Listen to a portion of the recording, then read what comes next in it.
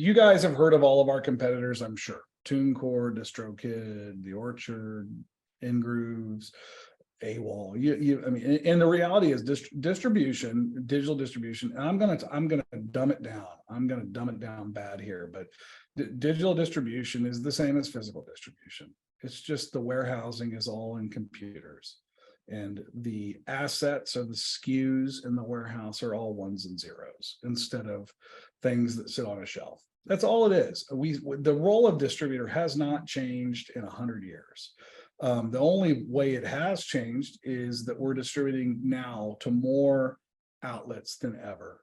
And it doesn't require a truck or a pallet jack or a pallet or even shipping single CDs to make it happen. So we started out as only a digital distribution company at a time when there was not many.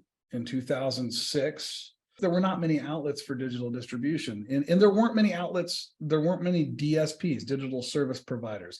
That's an acronym you guys are hear all the time. I say it all the time, but that's the Spotify's, Apples of the world. There was literally the Orchard and IOTA, the Independent Online Distribution Alliance. There was CD Baby, whose name is CD Baby, so they were focused on CDs. Digital outlets. In 2006, iTunes launched. It didn't exist before then. We had Rhapsody.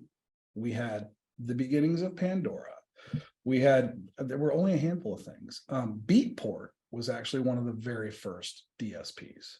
And when my CEO started this company, he started the company because he had tried to do a deal with IOTA and the Orchard, and they laughed at him and told him his numbers weren't big enough to matter.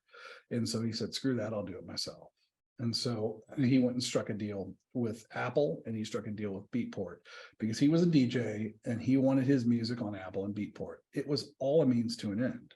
It was all means to an end for an artist who felt disenfranchised by the service providers that were in the marketplace.